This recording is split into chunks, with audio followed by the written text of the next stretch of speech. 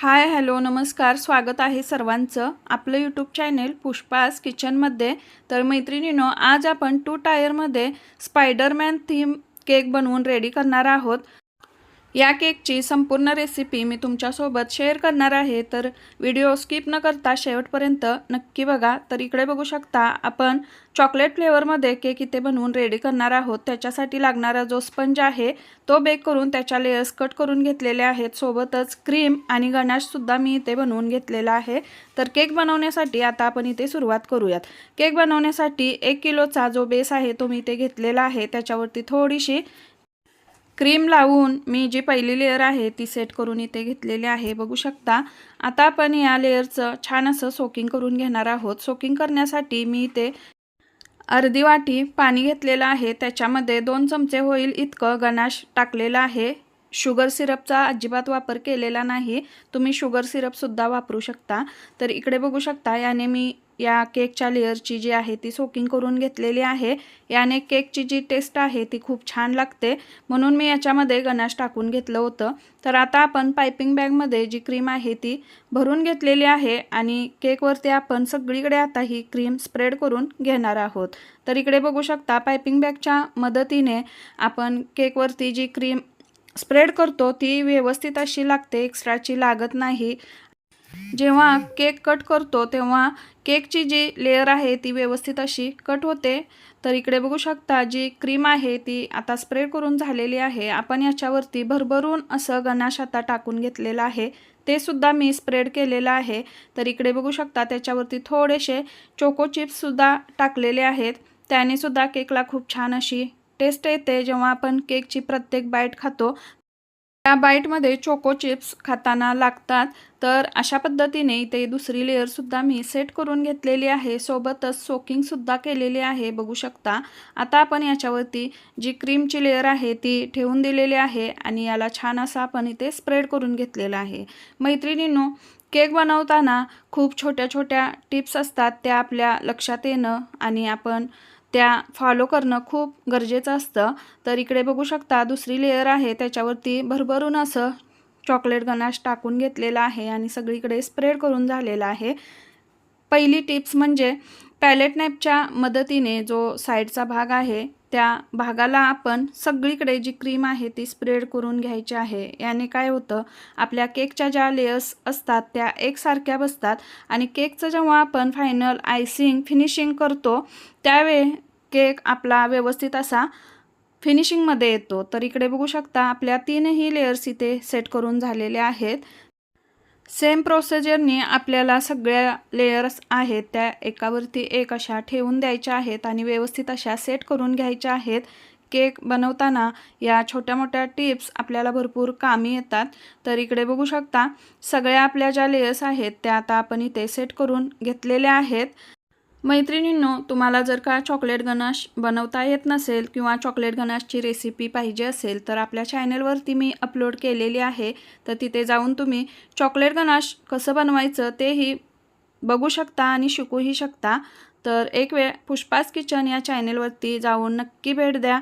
तसेच चॅनलवरती जर का नवीन असाल तर चॅनलला सबस्क्राईब करा, जेणेकरून आपल्या चॅनलवरच्या बेकिंगच्या रेसिपीज, नवनवीन टिप्स तुम्हाला पाहायला आणि शिकायला सुद्धा भेटणार आहेत।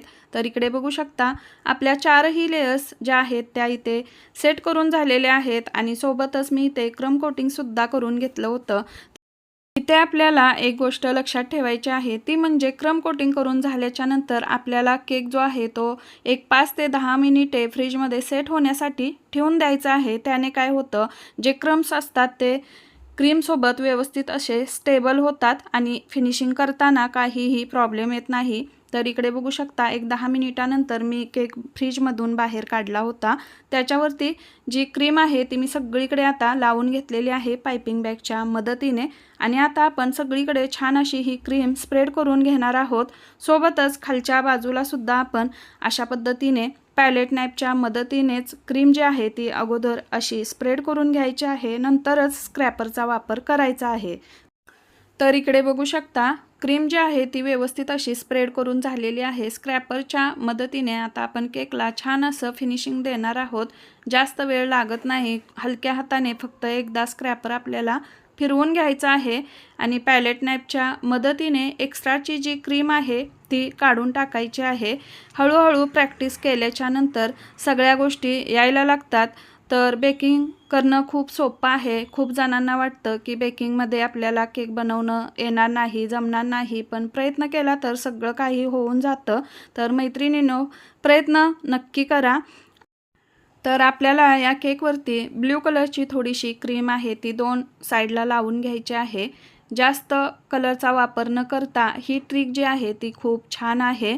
कमी कलरचा वापर करून आपण केक बनवून रेडी करू शकतो। तर इथे मला 2 शेडमध्ये बनवायचा आहे, तर वरती ब्ल्यू कलरमध्ये व्हाईट कलर आणि खाली जो आहे तो ब्ल्यू कलर ठेवायचा आहे। तर अशा पद्धतीने आपण केकवरती थोडीशी क्रीम लावून घेतलेली आहे आणि स्क्रॅपरनी छान असं फिनिशिंग करून घेतलेलं आहे, बघू शकता। तर हा 1 किलोचा जो केक आहे तो रेडी झालेला आहे। आपल्याला 2 टायरमध्ये केक बनवून रेडी करायचा आहे, तर त्याच्यासाठी जो अर्धा किलोचा केक आहे तो सुद्धा आता आपण इथे बनवून रेडी करणार आहोत। तर सेम प्रोसिजरनी हा सुद्धा केक आपण इथे बनवून रेडी केलेला आहे। व्हिडिओ थोडासा मोठा होतो म्हणून मी थोडंसं स्किप केलेलं आहे। तर इकडे बघू शकता सेम प्रोसिजरनी हा सुद्धा केक इथे रेडी करून घेतलेला आहे। आता आपण इकडे बघू शकता पायपिंग बॅगच्या मदतीने सगळीकडे पूर्ण केकला जी क्रीम आहे ती लावून घेतलेली आहे। आता आपण पॅलेट नाईफच्या मदतीने सगळीकडे स्प्रेड करून घेणार आहोत। तर पॅलेट नाईफच्या मदतीने वरच्या बाजूला आणि साईडच्या बाजूला सुद्धा क्रीम जी आहे ती स्प्रेड करून झालेली आहे। आता आपण हलक्या हाताने स्क्रॅपरनी छान असं या केकला फिनिशिंग देणार आहोत।